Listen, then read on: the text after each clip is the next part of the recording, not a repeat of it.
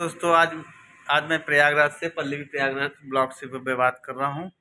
संजय कुमार कुशवाहा। आज हमारे सामने डॉक्टर सनी विश्वकर्मा जी आए हैं दोबारा। आज इनसे हम जातिवाद के बारे में बात करेंगे। लोग जातिवाद कैसे करते हैं एक दूसरे को, और हमारे देश में सब एक दूसरे एक भाई हैं। आज डॉक्टर सनी से बात करते हैं। सर आप बताइए इसके बारे में। देखिए, ये बहुत बड़ा क्वेश्चन है। जातिवाद को लेकर आज जितनी भी पार्टियां लेके चल रही सब जातिवाद पे है।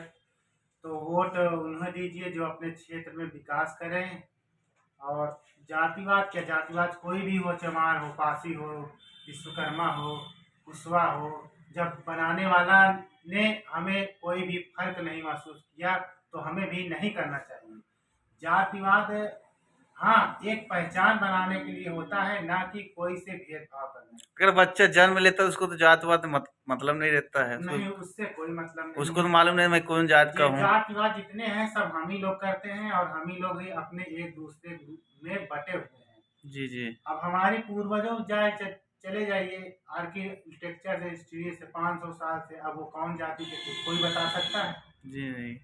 हाँ, यहाँ पे है राम भगवान जितने थे सनातन धर्म से कुछ वस्तुएं और कलाएं से, जैसे धनुष मिल गए, चक्र मिल गए, तीर मिल गए, तो इससे ये पता चलता है कि पहले के जो 1000 साल 1500 साल पहले के जो पूर्वज होते थे वो पूजते थे और इसी से गॉड की स्थापना हुई। कहीं मूर्ति मिल गई तो कहीं लिंग मिल गया, शिवलिंग मिल गया, तो सोचे शंकर जी, तो इसका एक नाम दिए।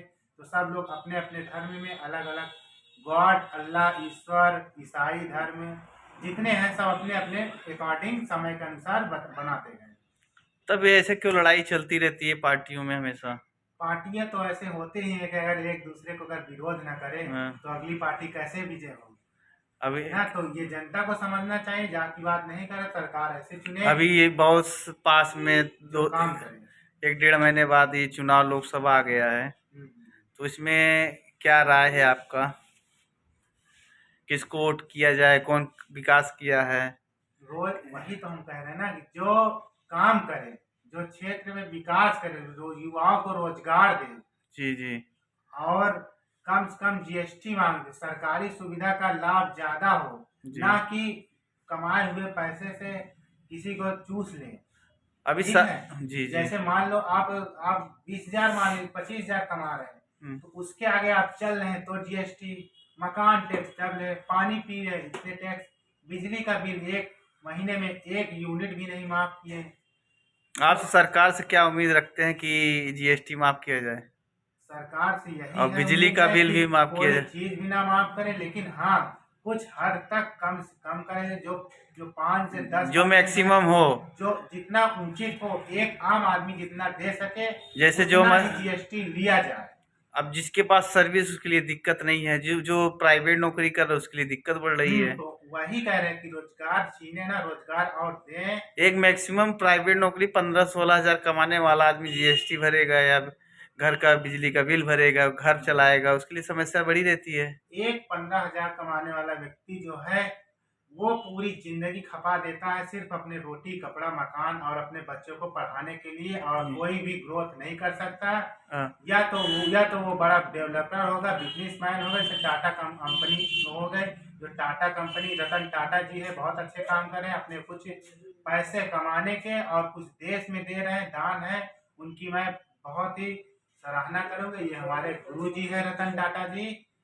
और कई सारे एक्ट्रेस जो है, जो कैसे गुटखा, पान, सिगरेट के थोड़े से पैसे के चक्कर में एडवर्टाइजमेंट करते हैं, जिसमें देश का युवाओं में माहौल खराब कर रहे हैं, तो उसको एडवर्टाइजमेंट में नहीं, जबकि हीरो एक्टर जो है वो खुद नहीं यूज करते, उसको दिखा, जैसे बिमला हुआ, राजश्री हुआ, सिग्नेचर हुए, तमाम सारे जो है इसके खिलाफ मैं प्रतिबंध हूँ। जी। तो ये बंद होना चाहिए। इसके लिए नशा मुक्ति के लिए भी जी जी, ये नशा मुक्ति प्रचार। के लिए बहुत ही घातक सिद्ध होगा। और कि आज की युवा पीढ़ी जितनी भी हो रही, यूनिटी स्ट्रांग नहीं, बहुत वीक हो जा रही, कमजोर हो जा रही है। घी दूध शुद्ध चीज हो नहीं रहे हैं और ज्यादातर खाद अब फर्टिलाइजर हो रहे हैं और अब किसान काफी अब जानवर पाल नहीं रहे हैं। हम्म, पहले लोग गाय भैंस सब पालते थे। पालेंगे कैसे नहीं, क्योंकि अगर नहीं पालेंगे तो उनको जो अनाज मिल रहा है, सब हमें तो सबसे ज्यादा तो उनको मुनाफा होना चाहिए किसान किसान भाइयों को। ये अगर देश में किसान ना हो तो ये देश नहीं चलेगा जी तो इसमें सबसे बड़ा रोल है किसानों का, जो कि जी सरकार को सोचनी चाहिए जितनी लागत लग जाए उसकी कम से कम ज्यादा से ज्यादा मात्रा या अमाउंट में उनका पैसा अर्न हो। जी जी। और ये बताइए, ये जो स्कूलों में इतना फीस ज़्यादा मात्रा में लग रहा है, जी इसको जी, ये बहुत ही अच्छा क्वेश्चन है। जैसे कि स्कूल बंद रहते हैं, बसें चलती नहीं, तो उस पे सीबीएसई बोर्ड हो, यूपी बोर्ड हो, लेकिन पैसे जो है तब भी लेते हैं। इसको बंद होना चाहिए। शिक्षा व्यवस्था अगर हर एक समान होना चाहिए। जैसे कि अगर बस नहीं चल रही तो उसको बस की फीस माफ होनी चाहिए। अनावश्यकता 25%, 20% जीएसटी नहीं जो ये देना फीस चाहिए। सब ज़्यादा लेते हैं कॉन्वेंट वाले, जी जी, इनके लिए क्या राय है? इनके लिए वही है, तो इनके लिए सब पेरेंट्स से हाथ जोड़ के विनम्र निवेदन है कि कोई एक पर्टिकुलर एक से नहीं होगा, इनके ऊपर मोर्चा होना पड़ेगा। जी जी और ये जीएसटी बंद करने पड़े, ऐसे स्कूलों में नहीं नाम लिखवाएं।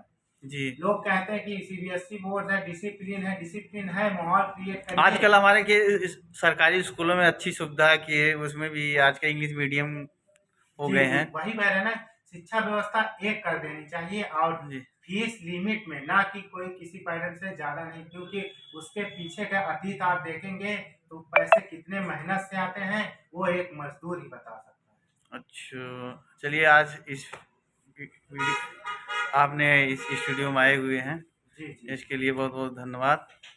अब आपके नेक्स्ट पे मुलाकात हुई। बहुत बहुत धन्यवाद। तो मेरी राय यही है, अंत में निष्कर्ष यही निकला कि आप जो भी ले फैसला सोच अनावश्यकता नहीं समझ हो। कर लीजिए। और जैसे कई सारे स्कूलों में एसी फ्रिज तो बता देते इसका बिल, जनरेटर बिल, जबकि जाके चेक करिए तो एक पंखा तक सही नहीं लगता, कूलर तक नहीं लगता। और चार्ज किसका लेता है? एसी का लेते हैं, ठीक है सर फ्रिज का सनी लेते जी, हैं। अब हम आपसे अगले नेक्स्ट वीडियो में बात करेंगे। धन्यवाद। ओके ओके, नमस्ते, धन्यवाद।